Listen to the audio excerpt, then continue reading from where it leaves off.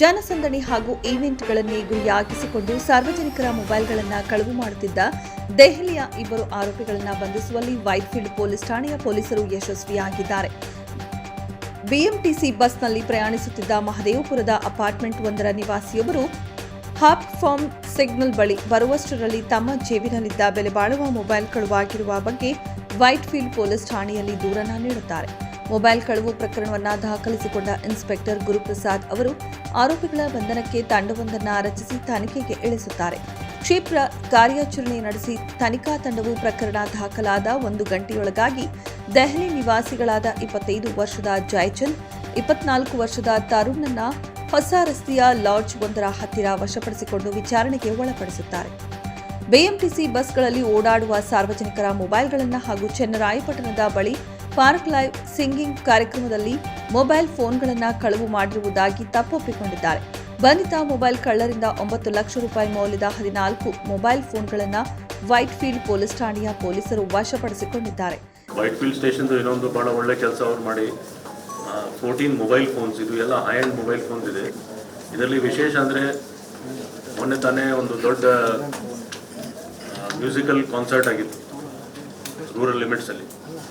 So ಈ particular gang ಏನೋ ಡೆಲ್ಲಿಯಿಂದ ಇಬ್ಬರು ಸಿಕ್ಕಿದ ಡೆಲ್ಲಿ ಅವರಿದ್ರು, ಅವರು ಅದೇ ಮ್ಯೂಸಿಕಲ್ ಕಾನ್ಸರ್ಟಲ್ಲಿ ಇದು 14 ಫೋನ್ ಕದ್ದಿದ್ರು, ಎಲ್ಲ ಐಫೋನ್ ಒಂದೇ ಕಾನ್ಸರ್ಟಲ್ಲಿ. ಸೊ ಅದರಲ್ಲಿ ಒಂದು ಕೇಸ್ ವೈಟ್ಫೀಲ್ಡ್ ಪೊಲೀಸ್ ಸ್ಟೇಷನ್ ವ್ಯಾಪ್ತಿಯಲ್ಲಿ ರಿಜಿಸ್ಟರ್ ಆಗಿದೆ, 13 ಕೇಸ್ ಚನ್ನರಾಯಪಟ್ಟಣ ಪೊಲೀಸ್ ಸ್ಟೇಷನಲ್ಲಿ ಆಗಿದೆ.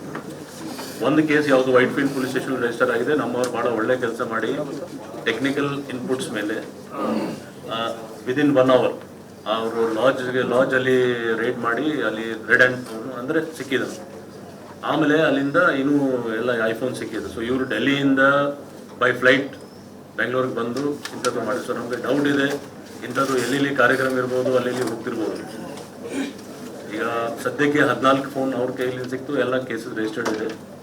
13 ಕೇಸ್ ಚನ್ನರಾಯಪಟ್ಟಣ, 1 ಕೇಸ್ ನಮ್ಮಲ್ಲಿ. ಟೋಟಲ್ ಇದು ಬಹಳ ಯುನೀಕ್ ಮೋಡಸ್ ಇದೆ.